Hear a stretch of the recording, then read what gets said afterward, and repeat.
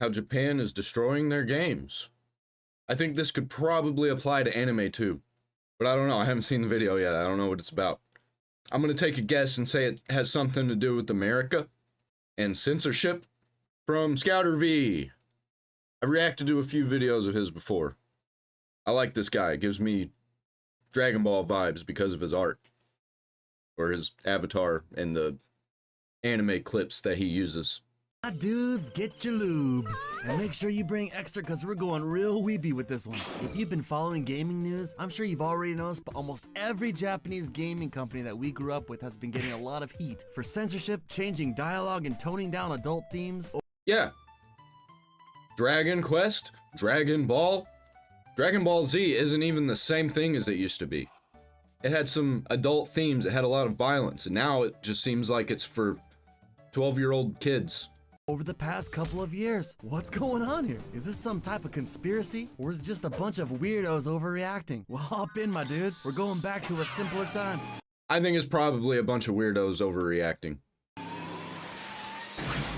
I don't know when or what got you dudes into Japanese media, but for me, it was a combination of all the badass 90s anime. My favorites were Cowboy Bebop, Tenchi Muyo, Shadow Scroll, and obviously Dragon Ball Z. Dragon Ball Z was it for me.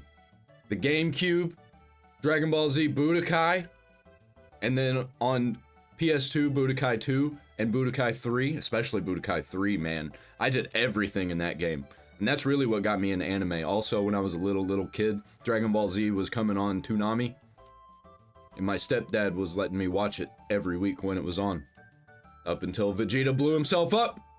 And then they just kept playing reruns after that. We didn't get any new stuff for like 6 months. I remember that. It was rough. This in combination of what I consider the peak of Japanese RPGs on the original PlayStation. I know everybody has their own favorite Final Fantasy game, but for most people it's either 7, 8, or 9. True. Mine's 9. But there were also a ton of other games that were just as good, like Star Ocean, Legend of Legaia, and Wild Arms. What about Legend of Dragoon? Or like Suikoden? Now, if you're really big into Japanese media or content, you'll probably notice that no matter how different the world or art style is, there is something that they all have in common, and that's the unmistakable Japanese tone, feel, and overall vibe. And also huge no matter what the genre is, Japan has always been able to take something popular and make it their own. Story about pirates? Boom, One Piece, and Like a Dragon pirate Yakuza in Hawaii. Medieval European settings? Oh snap, Elden Ring! And the GOAT Ocarina of Time, bitches! Hup, hup, ha! It kinda makes you wonder, how does Japan come up? Ocarina of Time was one of the very first video games that I had ever played. I watched my stepdad play it, and I loved it. I loved the vibe. Even the scary stuff. I was into horror movies when I was a little kid, so it didn't really bother me. With so many unique stories and worlds so easily, and why does it always turn out so bad when Western companies try to emulate this style, like how they butchered my boy Cowboy Bebop? I don't think that has anything to do with Westerners. I think it has something to do with corporations in the West. Corporations in Japan are just as bad. The reason Japan does so well creating rich stories and unique settings is because it's literally embedded into Japanese culture, in that they take something that's not inherently Japanese and they make it their own. And this goes back for thousands of years, so we're going back even further. If you look at Japanese writing, clothing, architecture, and art, you'll notice that's very similar to what you see in ancient China. This isn't just some coincidence. It's because most of early Japan was built on Chinese influences. This is why people who have not studied or consumed Japanese media have a hard time telling the difference. Talking about you, Ubisoft. Ubisoft! It's over! For you! Didn't they have a whole bunch of stuff that was actually like traditional Chinese that they thought that was traditional Japanese? Like boba tea? That's what everybody was talking about. Ridiculous. Not for me! So skip ahead a couple of centuries and Japan starts slowly introducing and adopting Western influences, such as clothing and politics. They also went a little too hard on the military. But hey, at least we got Tifa. Now, starting around the 1930s, Japanese animation started taking off. If you think you're looking at some vintage Mickey Mouse cartoon, you'd be wrong. Japan started off by emulating early Disney animation. And that's how we got Studio Ghibli. And it's just ironic that it ended up surpassing Disney and it is just way, way better than anything that Disney can produce today. And just like everything Japan touches, it became its own thing. And now they got us all out here watching some weird shit. There's this one anime where this dude has a notebook like in Death Note, but he writes the names of these cute girls in it, and then they... こら、教えるなよ。絶対に。my bad. So what does this all have to do with gaming? Well, in the 80s and 90s, Japan basically took over the auto and electronic industries with the same design philosophies. But Didn't that have something to do with investors in America investing heavily in Japan? I thought that had something to do with it. Let me look that up real quick. Well, it doesn't say it directly, but it totally was. Japanese technology was taking off in the 1980s and 90s due to a combination of factors including favorable exchange rates, government support, and a focus on high-tech industries. The Japanese government subsidized exports and kept exchange rates low, which allowed Japanese goods to flood foreign markets. Additionally, the government sponsored advertising campaigns to promote Japanese goods both domestically and internationally, helped to change perceptions about the quality of Japanese products after World War II when they were considered poorly made. And I think that it was due to direct influence from the American market. We didn't have to pay people to make it here. We just had to buy the products from Japan and then upcharge them here in the United States. I'm pretty sure that if that wasn't the main thing that happened, that was definitely a huge factor. more importantly, Nintendo launched its console, the Famicom, outside of Japan, pulling us out of the video game crash of 1983. The video game crash in 1983 is funny because that only happened in the United States. It did not happen in the rest of the world. The rest of the world was fine. And it was solely caused by Atari. Was caused by market saturation and poor quality games released by Atari. Nintendo literally saved console gaming with Mario and Zelda by blowing the minds of every kid back in the day. And unfortunately, the minds of stay-at-home moms as they started complaining about gaming violence. Shame on people that produce that trash. It's child abuse in my judgment. This led to one of the biggest scams in gaming ever created. Rating boards such as the ESRB, which was established in 1994. Now they mean absolutely nothing because kids' games are still just as violent as the M-rated games, and the M-rated games have kids all in them. Every kid plays Call of Duty. And that's why Call of Duty is not near as brutal as it used to be. Remember No Russian? And since other countries have different views on what's appropriate for children, Japan followed suit, creating Sero in 2002, and also Europe created Peggy in 2004. These companies literally created a problem and are selling gaming studios the solution, as it can cost thousands of dollars to have a game rated. Since these companies are privately owned and self-regulated, they get to decide on what is offensive. Many Japanese and Western developers have criticized Sero specifically for being too strict, such as Hori Hoji-san, the creator of Dragon Quest, and the creator of Kirby and Super Smash Bros, Sakurai Masahiro-san. Hey, are you paying attention? Or are you looking at the Japanese waitress? Who decides what is adult themes? Who decides this? Somebody could just decide, hey, slapping somebody in the face is offensive, and nobody should do it. So this game is rated M, even though it's actually a kid's game. There's just somebody gets slapped in the face. That's why I do not like rating boards. And if I'm gonna let my kid play a game, it's gonna be a game that I've already played or I know is gonna be good for them. Because I'm not retarded just setting my kid up with something and then leaving the room and forgetting about it just to keep them busy. I don't have any kids though. My roommate does. Come on, dudes, pay attention. Now, a lot of people think that all this censorship we keep seeing in Japanese games is only due to Sero being strict, but you're not seeing the whole picture. It's only part of the problem. It doesn't explain why we keep seeing games censoring content that would have zero impact on the rating of the game. But even if it did, I don't respect any company that is willing to dumb down and censor their content instead of just respecting the core material. Not to mention the people that are buying these games have only gotten older, and literally nobody gives a shit about ratings anymore. So what's going on? I don't see ratings on Steam. Like, is anything even rated on Steam? They have to be, right? Except for indie games, I guess. And like, I never cared anyway. I was playing GTA San Andreas when I was like 8 years old. Mortal Kombat when I was like 5.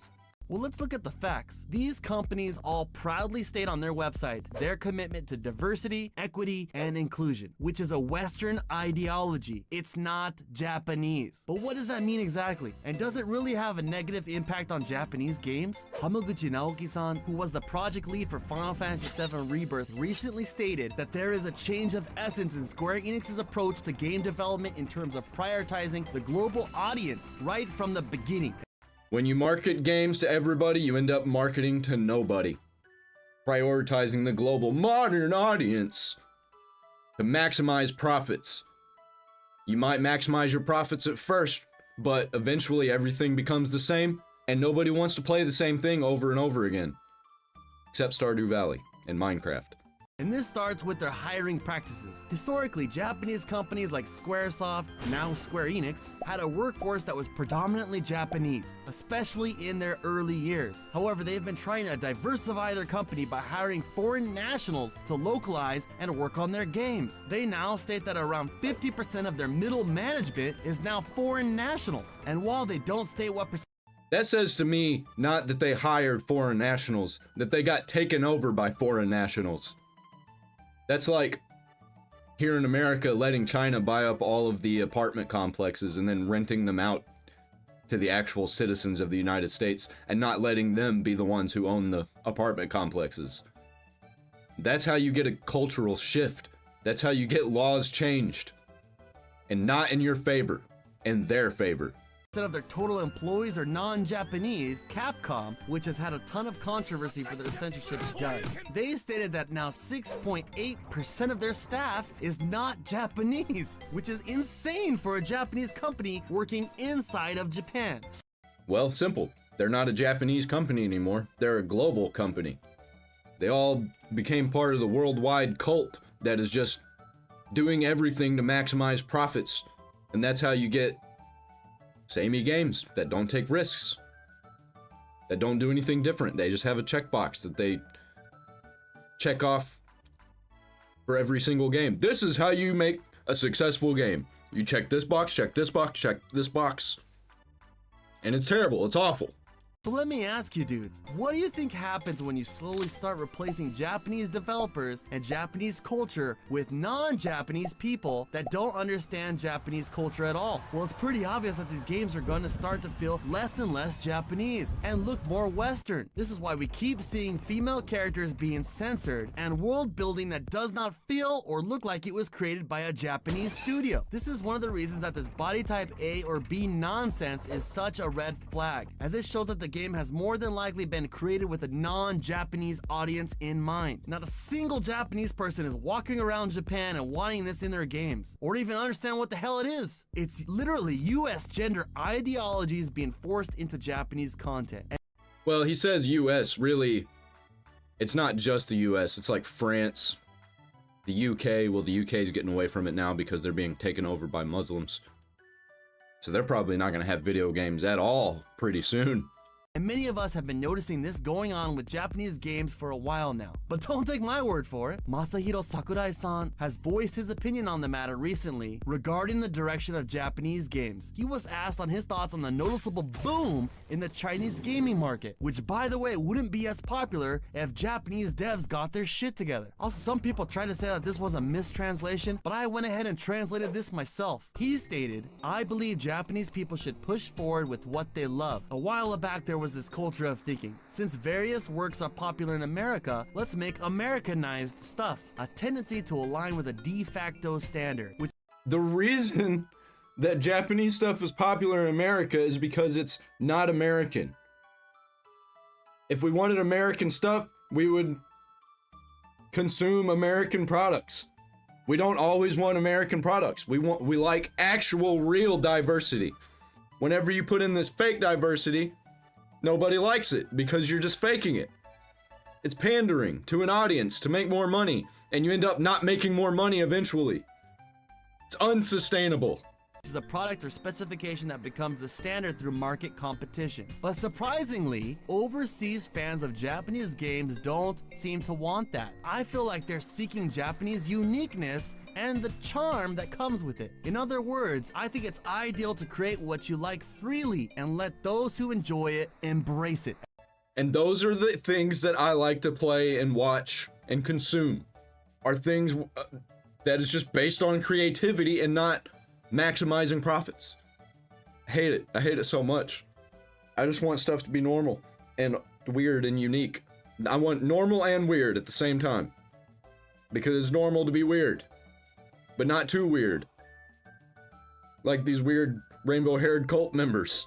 And he's exactly right. He perfectly explains the issues plaguing Japanese games right now. And this is why Chinese companies are starting to take over. Literally nobody wants to play westernized Japanese games. But for some reason, these companies keep using internal localizers or go out of their way to pay activist companies labeling themselves as sensitivity consultants to censor female characters, hide any offensive content, and modernize the game so that it doesn't offend anybody, instead of just directly translating them like they did back. I like to be offended. Is that so wrong? Is that so bad? Offend me, please. In a real way, not in this weird pandering way. That really offends me, like in an actual way. It actually offends me in a way that I don't want to be offended. I like to be roasted. I like to see things that I don't want to see sometimes. But not weird sexual stuff. Just moderate sexual stuff.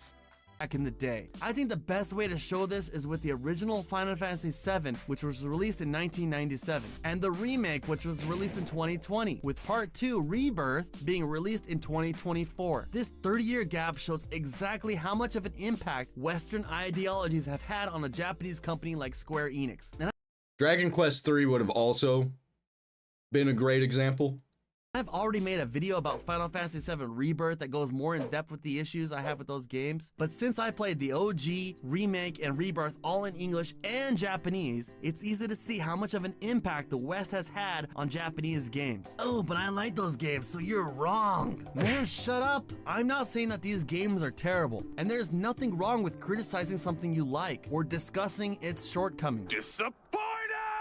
Just understand that these changes either made the game worse or less Japanese. While playing these games, I noticed that a ton of dialogue and content was changed in the remake and Rebirth from the original game, as it could be deemed offensive to women or put minorities in a negative light. I like to see minorities in a negative light, though. I like to see women be uncomfortable. But so do minorities and women. They also like these things. It is actually racist to think that they can't handle these things, and it's sexist to think they can't handle these things. Ridiculous! Unfortunately, these changes have had a huge impact on character development and world building, which made the original game feel unique and inherently Japanese. Look at this scene from the original game that takes place on a train in Midgar. A character named Jesse tells Cloud that when the lights go off, you never know what kind of creeps will come out, which makes you think about pickpockets or something. But in Japanese, she says, "Kuraku naru kara chikan ga oi no yo." Free Japanese lesson. Kuraku naru kara chikan ga oi no yo means that when the lights go out, there are a lot of chikan. And I'm sure a lot of you weebs know about chikan, but it's a Japanese specific social issue. The best way for me to translate it would be a train molester, which has been an ongoing issue in Japan. There are some weirdo dudes that try to grope women on crowded trains. This is why there are female-only trains available during rush hour times. In 1997, the translator for the game used the term creeps instead of chikan, but it wasn't because it was offensive. It was because it's too hard to explain in English. This is called localization, which It would have been easy to describe in English. Scouter V just did it. Train molester. can be hit or miss depending on how it's handled, like how they messed up rice balls in Pokemon. These donuts are great. Jelly-filled are my favorite. Nothing beats a jelly-filled donut. What the hell are you talking about, bro? Anyway, so how was this handled in the remake? Well, it was just completely removed from both the English and Japanese version, because you can't offend women whatsoever, stripping a Japanese-specific issue. But you can offend men, particularly the white kind. And not in a good way, not in a creative way. Just to tell me that I'm bad, I'm a bad person, everything that I do is bad. I was born bad. That's what they want me to think. That's what they want everybody to think. that shows how much of a dangerous place the slums of Midgar are. Hey, maybe you think this is not a big deal, but these changes happen throughout the entire game. The most offensive one being the Honeybee Inn from Sector 5, which was a Japanese-specific brothel or sobrando. In the original game, there was even cut content where you were able to pick a girl that you like. Wait, what? おじさん、ソープって何？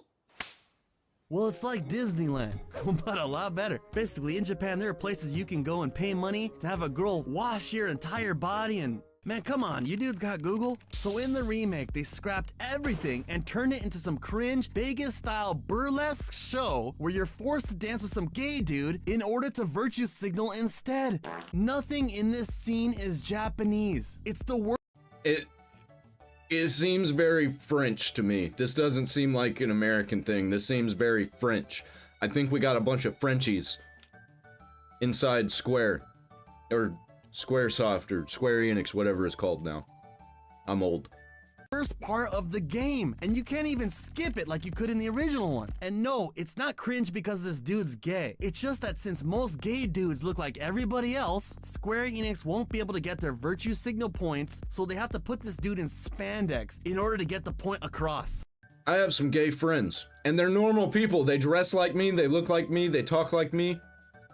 You can't even really tell until you start talking to them about, like, being gay, and then they're like, yeah, I'm gay. And they don't like to be pandered to. I think that's because we all grew up in a small town. I know a couple of trans people too, and they hate all the rainbow cult stuff because it's all pandering for money. They don't actually believe in these people. They don't believe in the stuff that they preach. It's terrible. Come on, dudes. These Japanese companies are so bad at virtue signaling that it breaks the immersion. True beauty is an expression of the heart. A thing without shame, to which notions of gender don't apply. Don't ever be afraid, Cloud. I've said this before, but my favorite... Well, I'm not playing Final Fantasy VII Remake. That seems very cultish. That seems like they're just trying to maximize profits by pandering to a group that doesn't exist. character in Baldur's Gate 3 was Astarion, and he was obviously made to be bisexual or whatever, but he was portrayed as a cold-hearted, selfish asshole throughout the entire game, and is deeply flawed. This leads up to one of the most badass revenge side stories I've ever seen in an RPG. However, Astarion, so good. He's one of my favorite characters of all time, and he's obviously supposed to be Milo Yiannopoulos. I've noticed that in Western AAA games and recent Japanese games specifically, you can't treat minorities or LGBT characters like normal people that have flaws because of this whole equity bullshit or whatever. In Final Fantasy VII Remake, they changed my favorite character Barrett's biggest point of growth. In the original game, Barrett leads the eco-terrorist group known as Avalanche. And in the first mission of the game, you set off to blow up a reactor, which ends up killing thousands of innocent people, which later Barrett regrets, as he states he has a lot of blood on his hands. Too much that he feels it's wrong to even hold his adopted daughter. Well, in the remake, they changed it where the bomb that he planted was just some tiny explosion, and it was actually Shinra that blew up the reactor instead. It completely Of course, he's an old white man. The old white man is the devil, actually. Not people who are mostly good but have flaws. That's how it works. Just white men are inherently evil and do evil things. That's what they want people to think. And people are really thinking it. Not everybody. There's like a fringe 2% group that they're trying to pander to that think this. And they have infiltrated everything.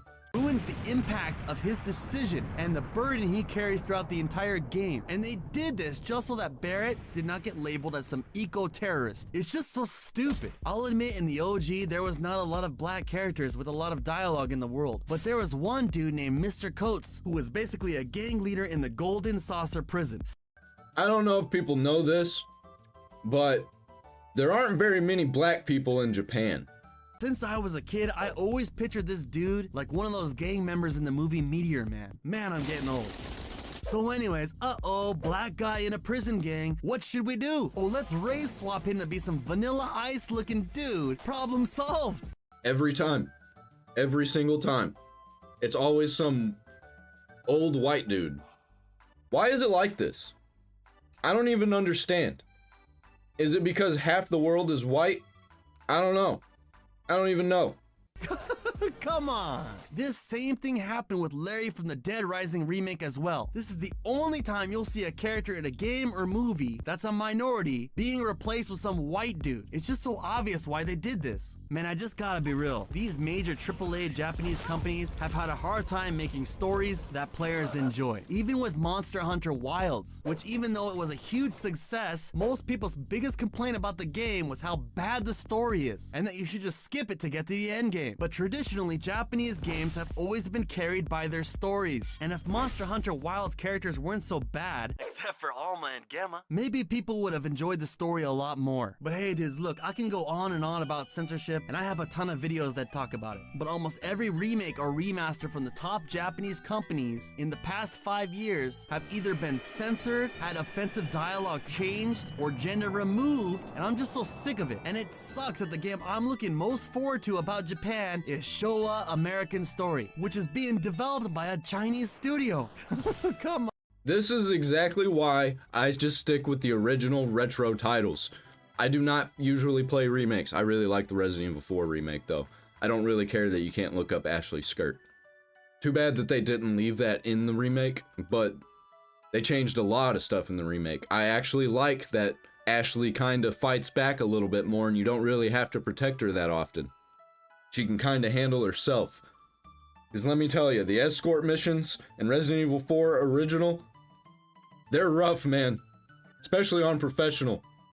Maybe one day Japanese companies will pull their heads out of their asses and stop following the trends from failing Western companies and go back to their roots. There's a reason games such as Like a Dragon are so popular right now. It's because of how so over-the-top Japanese they are, it feels almost alien to people. And also huge jugs. Peace. Has anybody read Ringworld by Larry Niven? It says at the beginning of the book that all of the cities around the world are connected, like instantly connected. You can teleport everywhere. So when you teleport everywhere, because they're so connected, everything looks exactly the same. You don't even really know where you're at. Names of places don't really mean anything because you can just instantly go to another city on the other side of the world like it's just down the street. And that's what they're doing to these video games by sending them out to a global audience and making them for a global modern audience. They're making everything exactly the same and trying to make white men out to be the enemy. And it's ridiculous. If you want to buy a shirt, I got it down there in the description. Buy my merch, damn it. I got some cool designs. I'm out.